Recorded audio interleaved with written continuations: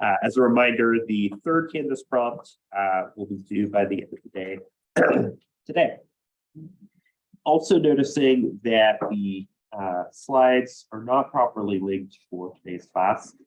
So I will get that up right now. And if you typically use these slides or print them out as you're working through the class, I'd encourage you just to refresh the page and then that should display them. Sorry about that. One of those things.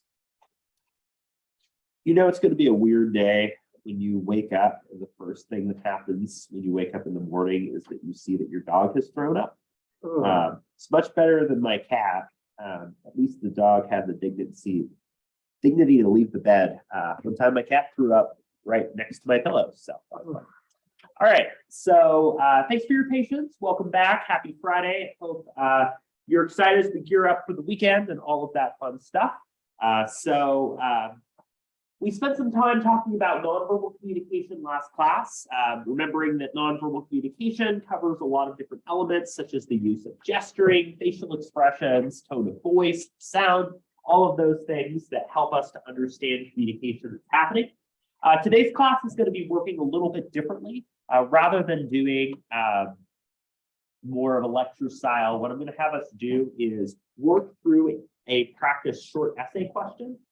So essentially, this will look exactly like the short essay questions that you'll see on the midterm exam. It will also be the same kind of time range that you could give yourself for the exam as well. So what we'll do is we'll work through the question. I'll give you some time to address that question, and then we'll take some time together to talk about that question and do a little activity that's an application of elements of verbal and nonverbal communication. For those of you that were not there on Wednesday's class, just as a reminder, I have the study guide for the midterm exam linked on the front page of Canvas that goes over all of the terms and concepts that you need to know. I also have several practice questions, including 2 more practice short essay questions. So we'll work through that. We'll talk about some elements of this question. Then we are exploring an article related to verbal and nonverbal communication. So there is a short piece that I'll be asking you in groups to explore. If you don't have a device with you or typically don't bring a device with you in class, that's okay. You'll just be able to be in a group with people with whom you can kind of read through and look through that. So, and I'm going to try to be as clear as possible here because my morning class thought that these were 3 separate questions. So this is a single question. It's divided into 3 different parts. So kind of similar to the Canvas prompts, but of course more compressed. I'm not looking for as long or as much detail on these, but this is a single question and I'm asking you to address the 3 parts of the question. So what I'd like you to do is take out a sheet of paper, or you can type this if you prefer with your name on it. This will be your attendance activity for today. What I'll be doing is giving you 20 minutes to work through this short essay question, to think about answering it to the best of your ability. This is not a pop quiz. I'm not grading you, but this is a chance for you to see how you're doing and get a sense of these time constraints and what works for you within those. So this question relates to verbal and nonverbal communication, which we've discussed this week. In your own words, what are some key differences between verbal and nonverbal communication? Make sure to define them in your answer. B, pick one theory that we've discussed so far in the quarter. How does this theory relate to both verbal and nonverbal communication? And then C, one of the challenges of nonverbal communication is that it can be ambiguous, hard to understand. Give it an example of how an ambiguous form of nonverbal communication can prevent a message from being understood, and make sure to explain the function of this nonverbal communication. So 20 minutes to think through and develop an answer to this practice question. I will start your time now, and then we'll talk about this question again.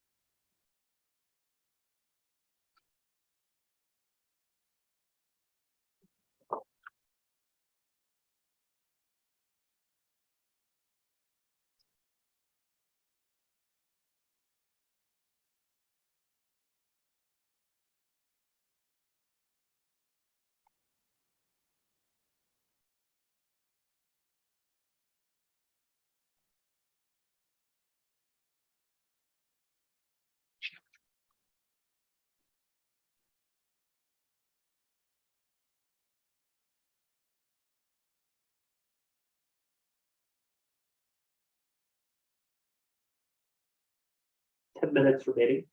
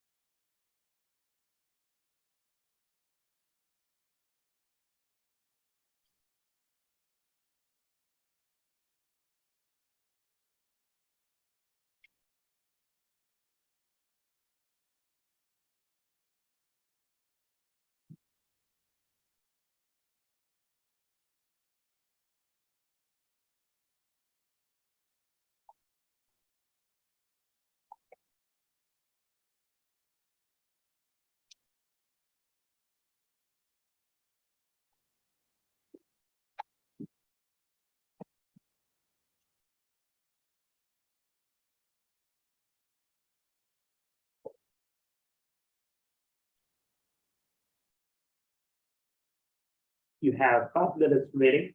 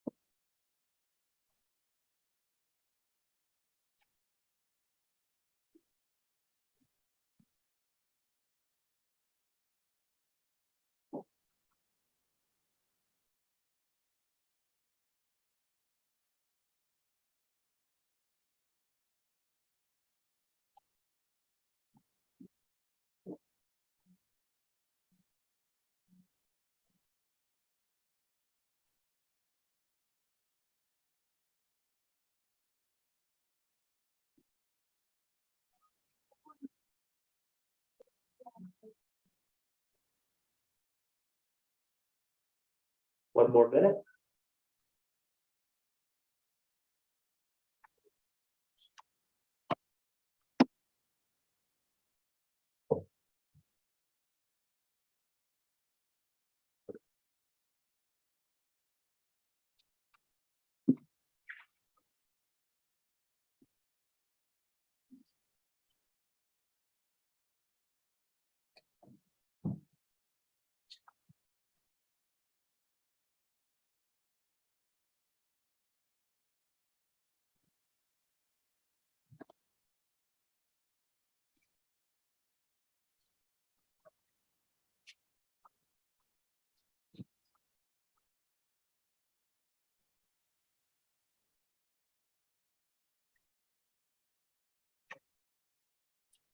Okay.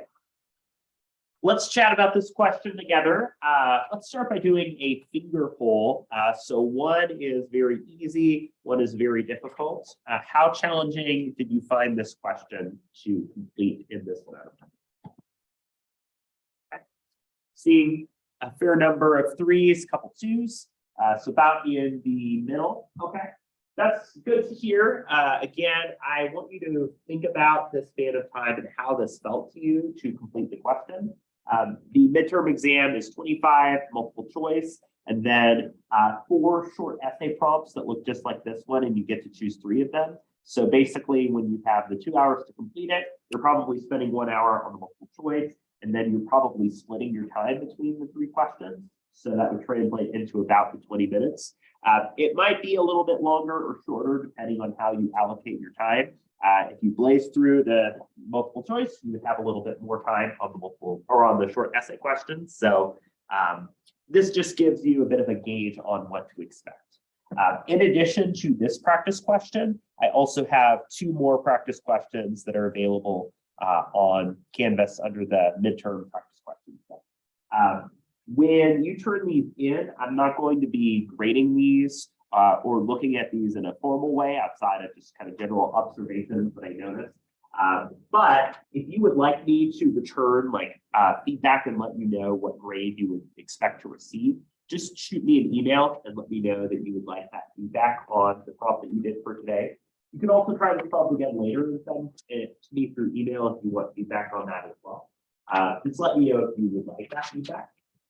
So let's talk about the parts of this question, right? So your own words, the key differences between verbal and nonverbal communication. I think there's a single word that can probably best describe that difference, and that is words, right? Verbal communication involves the use of language, whether it's spoken or written, right? While nonverbal communication is essentially everything else, our eye contact, our gestures, our physicality, our tone of voice, and the way that we say something. So those are 2 terms to know from that study guide to prepare. So picking a theory, how many people chose uncertainty reduction theory? How many people chose Maslow's hierarchy? How many people chose Carl Rogers' self-concept? How many people chose muted group theory? Did anybody choose a theory that I did not? So those are some good candidates for theories, right? Uncertainty reduction, Maslow's hierarchy, Carl Rogers' self-concept, right? Those are some of the ones that we've been talking about in this class. I encourage you to familiarize yourself with a couple different theories that we've gone over just so that you can get a sense of how you might incorporate that into a response. And then this last one about ambiguity, right? This could look very different. So for instance, one example of ambiguous nonverbal communication is if you're talking to somebody and they're like smiling and nodding, but they're on their phone, right? So the ambiguity is, are they smiling and nodding to you or to what they're seeing on their phone, right? So that could be an example of ambiguity at play there, right? And that could involve a function such as complementing or substituting if they are filling in or saying something with nodding, right? So that might be a way that you do that. And I think structurally, right, the parts of this question are going to be somewhat similar, that part A is a little bit more definitional, and then parts B and C ask you to kind of apply or compare these a little bit more. So again, should give you a sense of what to expect. Please either email or pass forward the practice questions that you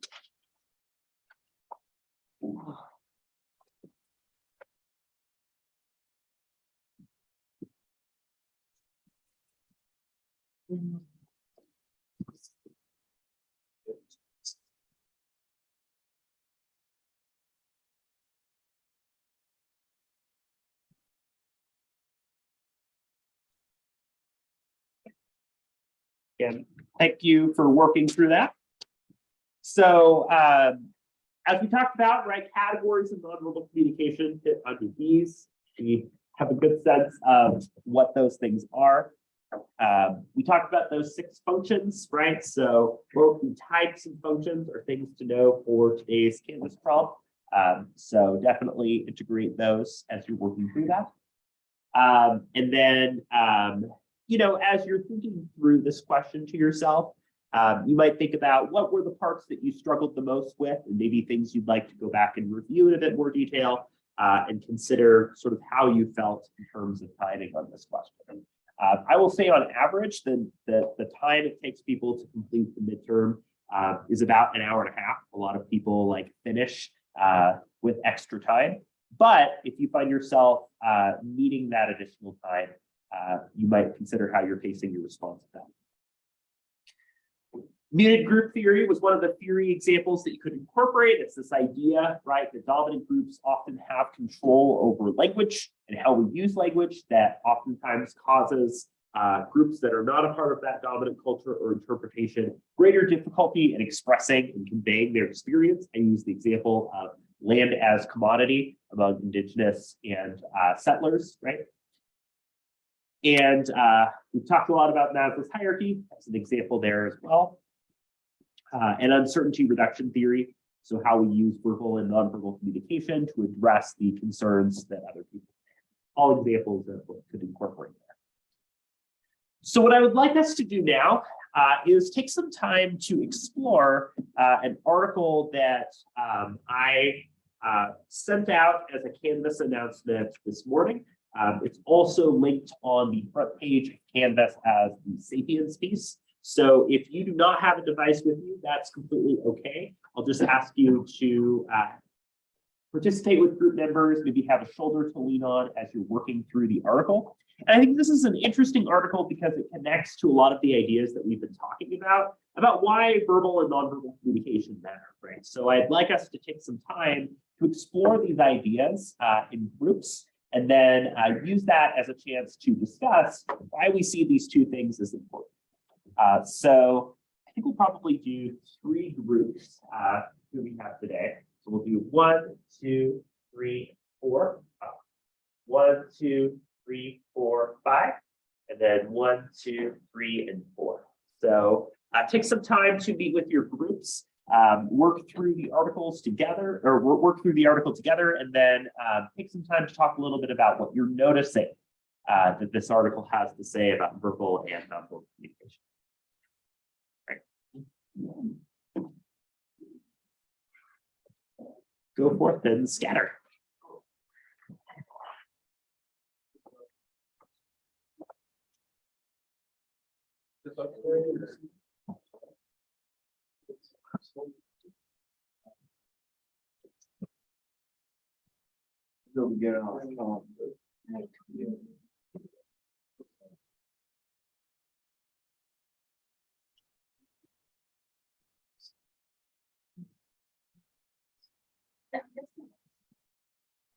Oh, yes, yes.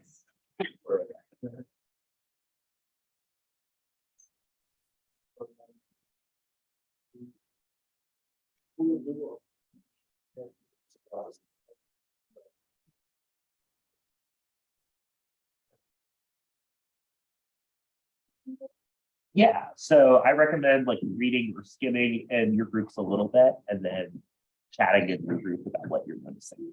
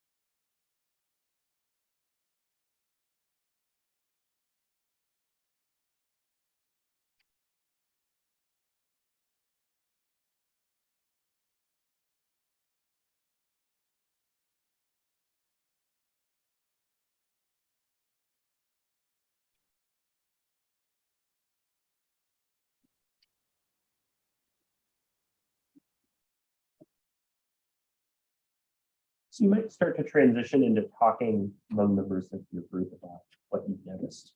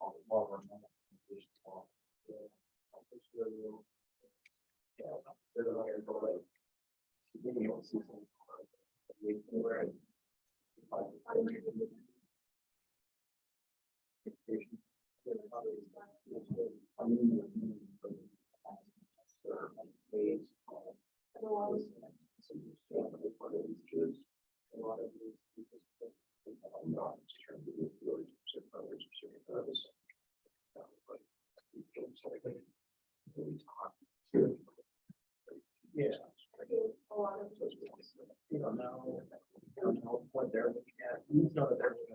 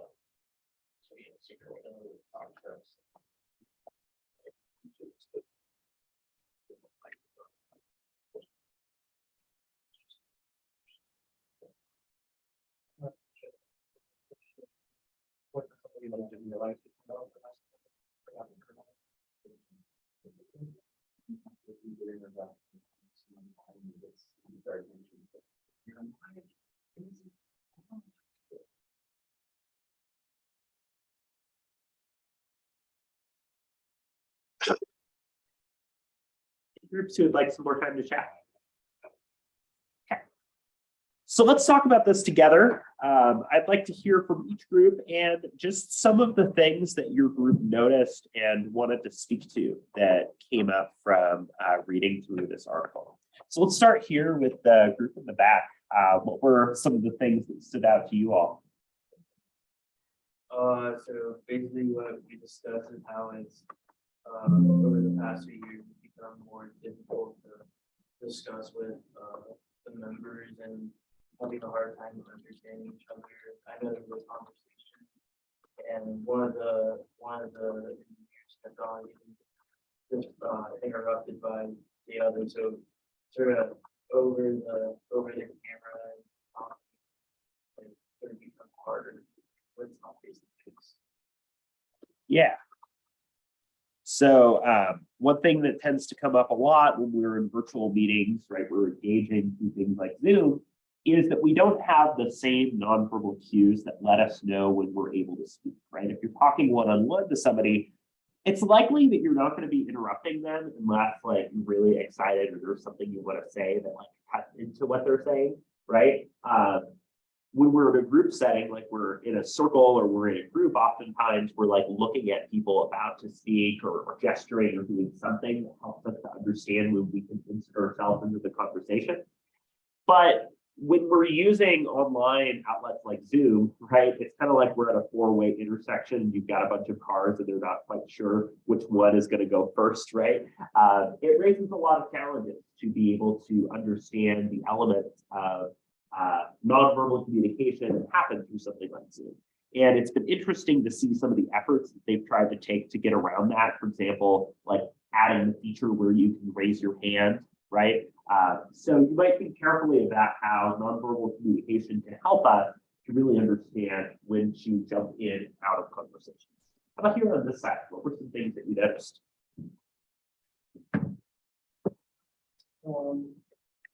Like it says,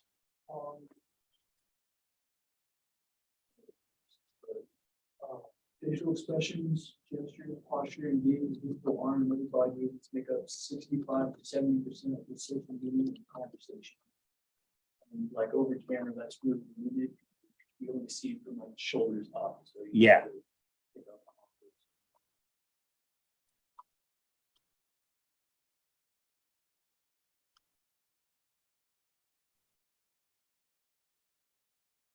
Right. So I was seeing a meme going around that was really, I thought it was pretty funny. It was people who were going into the office, but dressed up as they were dressing up for meetings on Zoom, or like people who have worked remotely under COVID were asked to dress up the way they did then.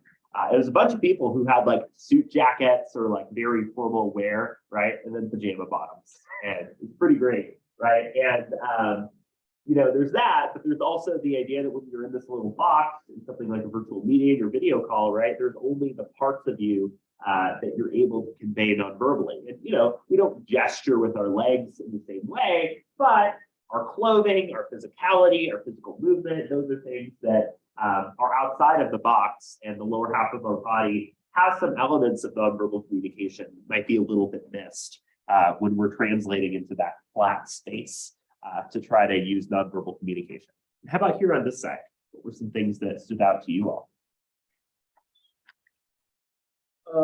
With it being across technology and that being artificial, it's hard to create a community or to work on the same thing and to be on the same page.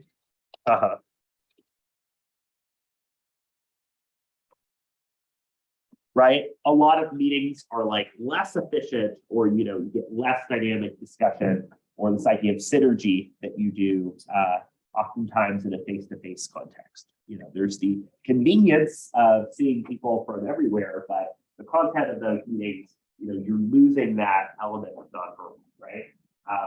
Again, there has been significantly more like cognitive strain that people have in Zoom meetings because it's this flat surface, and the three-dimensionality of proxemics, right? The use of physical distancing is no longer there. Even our ability to like gesture and use physical space and depth in something like a gesture are things that are a lot harder. We also don't get haptics or touch, which might be relevant to nonverbal communication too. So I wanted you to look at this reading because I think that it adds to how we think about nonverbal communication as really important. How many people, as you were reading and seeing the thing about virtual meetings, found it to be at least somewhat relatable to meetings you were in? Yeah, so a lot of it, right? So a lot of those concerns that people have had and what we've learned from the limits of virtual meetings, I think tells us a lot about the importance of nonverbal communication. So you might think about how this article helps you as you're preparing for and thinking about the midterm. So to wrap up for today, talk a little bit about the midterm prep and the practice question. Again, email me if you'd like some additional feedback. We also talked about some of the challenges of virtual spaces from that reading. Next week, we are getting into the last week of new content before the exam. So we'll be talking about culture. What is culture? Why does it matter for interpersonal communication? So hope you look forward to that. Have a great weekend. Be safe if you're traveling, and I'll see you next Monday.